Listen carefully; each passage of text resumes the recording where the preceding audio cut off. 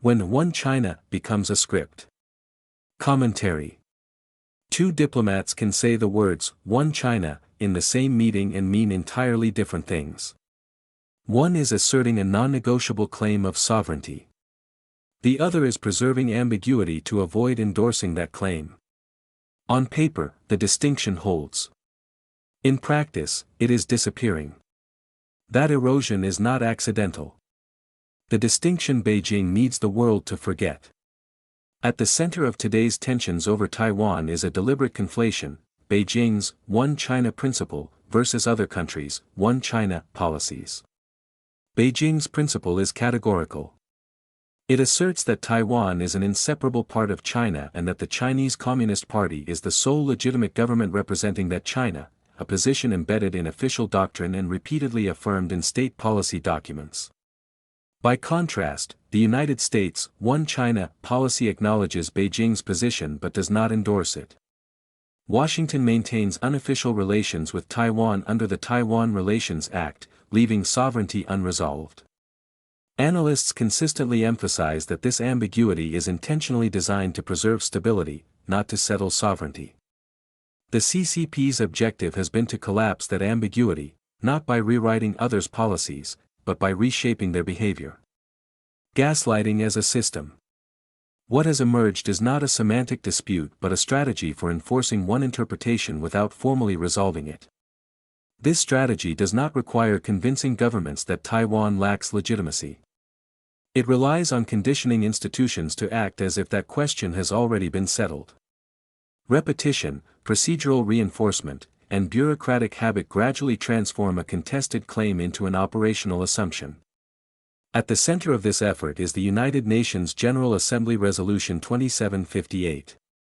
The resolution addressed a narrow issue, which government represents China at the UN. It did not determine Taiwan's sovereignty or define its political status, as is widely acknowledged in legal and policy analysis.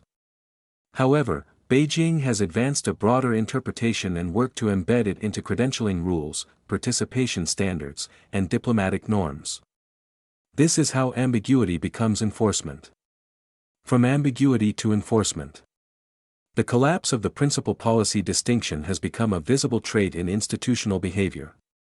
International organizations often treat Taiwan's participation as a technical issue. In practice, this reflects a broader pattern.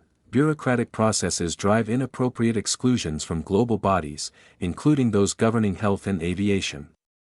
In early 2024, during preparations for the World Health Assembly, the World Health Organization Secretariat cited Resolution 2758 as justification for excluding Taiwan from observer participation, despite the resolution containing no language about Taiwan's status.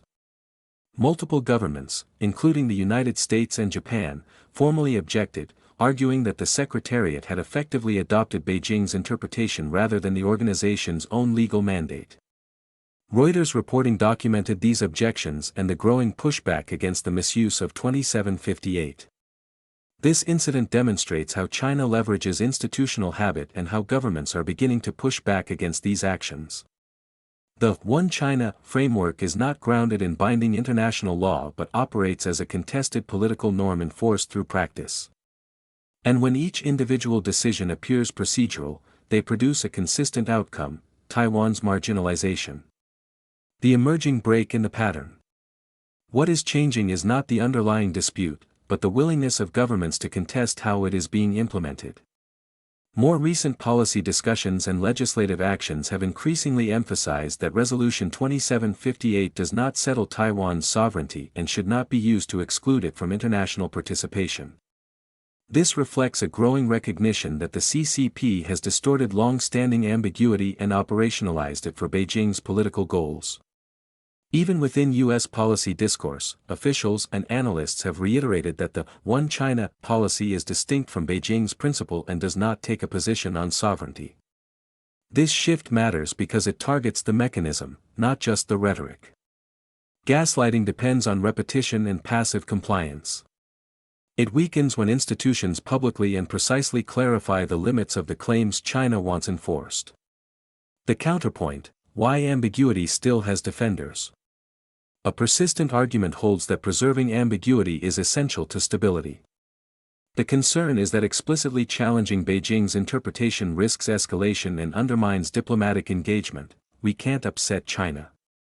This logic is rooted in the original design of the One China policy, which allowed governments to recognize Beijing diplomatically while maintaining unofficial ties with Taiwan and avoiding a definitive position on sovereignty. But this logic assumes that ambiguity remains mutually bounded. In practice, one side has systematically weaponized its interpretation while the other has declined to respond. Ambiguity ceases to stabilize when it becomes an asymmetric approach to political end states. What comes next? The question is no longer whether Beijing will continue asserting its One China principle. It will. The question is whether states and institutions will continue to operationalize that principle as if it were their own policy. Reasserting the distinction requires more than rhetorical clarity. It requires institutional discipline, ensuring that procedures reflect what governments have actually agreed to, not what has been asserted through pressure and repetition. We don't have to abandon existing diplomatic frameworks. We only need to enforce their limits. Because the real risk is not that Beijing's position is stated. The risk is that it is enacted, quietly, routinely, and without acknowledgement. That is how a contested claim becomes reality.